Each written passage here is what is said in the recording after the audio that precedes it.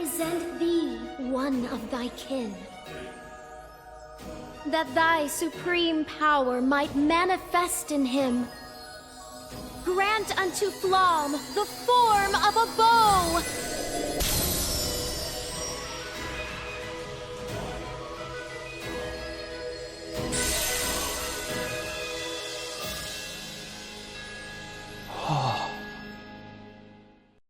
What you just watched is a cinematic from a action-packed RPG called Trinity Trigger. And I'm so surprised this game doesn't have more of a fan base than it does.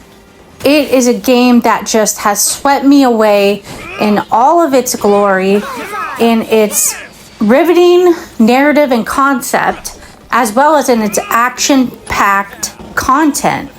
It's just the fast pace of RPG I was looking for. And I rate this game a 10 out of 10, no questions asked. It's one of my favorite games ever. So the first thing I'm going to talk about is the story.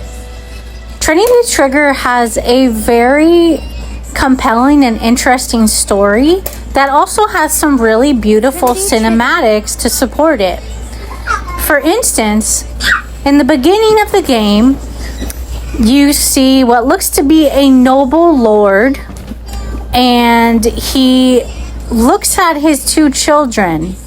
When he sees their eyes, he is in immediate confusion and distaste. And you can immediately link the main character, Cyan, to that child when you see that his eye early on also turns a bright red. Now, you're not giving much about his origin besides the fact that he's an orphan and he lives with an adopted sister. Their adopted parents have passed before Cyan was told anything about his origin. And it's nice how the story actually answers the questions that you want to have answered as you go about playing. Oh well, guess it doesn't matter. Now, I'm not going to reveal everything about the story, but I also love how we see elements in this game like the Armas, which are kind of cast down by these gods in a war from long ago, which have actually become part of the ecosystem and changed the world itself.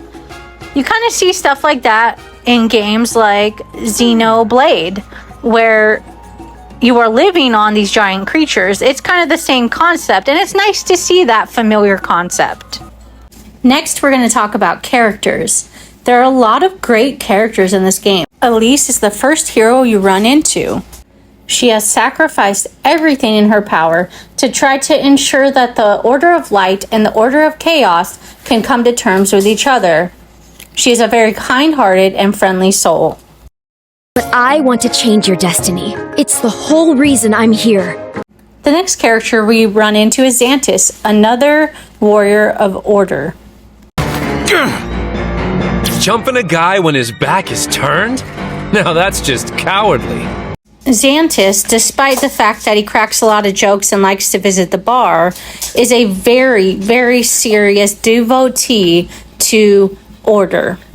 And he will do anything to protect both Cyan and Elise. He is a great character, one of my favorites in the game, and he really livens things up with his humor. In general, we just have some very cool character designs and fleshed out characters altogether. Exploration is a very fun part of Trinity Trigger. Good find. You get to explore all of the different locations, and because the Armas are so different, the landscapes are also very different for each city or kingdom you visit. And you can also discover treasure, discover dungeons, and fight different monsters within these dungeons. There's also puzzles you have to figure out in order to proceed through each dungeon, in order to level up your weapons, which are called triggers in this game. Now, within each city or kingdom you explore, there's also some interesting music that goes along with the themes of the area.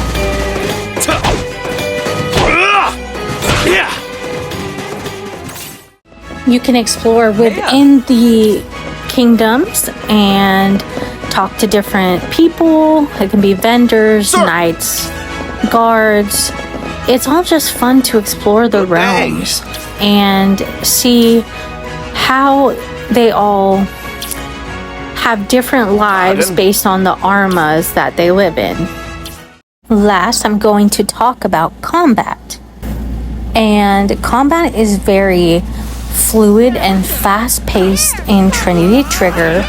Monsters will often just spawn or already be on the battlefield, and you have a choice of weapons once you unlock the areas in the dungeons that allow you to unlock different triggers or weapons.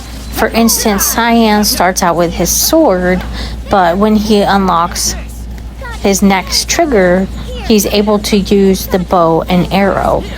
And this is for all of the characters. They each are unable to unlock different weapons when they get to these altars. And each of these weapons can be equipped with manatite or different skills like HP or poison resistance, and it allows them to become stronger.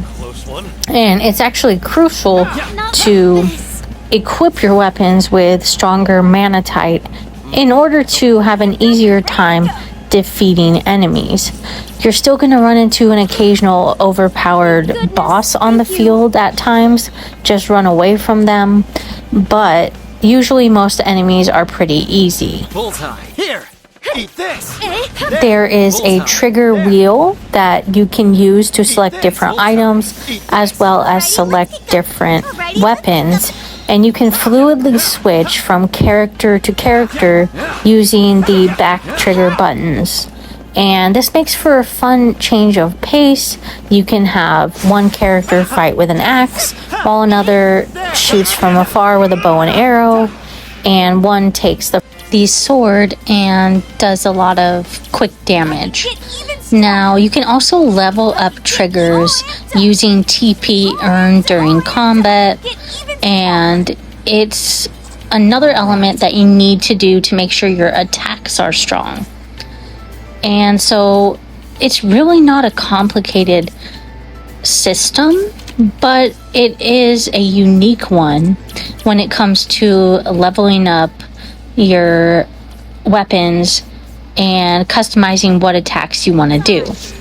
Combat is quick-paced and pretty predictable if you just predict enemy movements and they point them right out to you with red bars.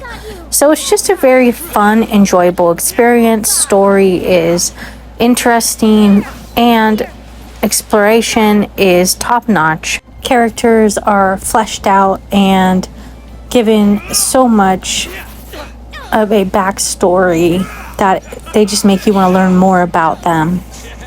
It's just a game I truly recommend RPG fans check out.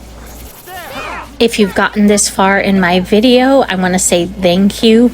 I really want to see this channel grow. So liking this video, sharing this video, subscribing to my channel, all helps the channel grow. Came to save me. Of course. What are friends for?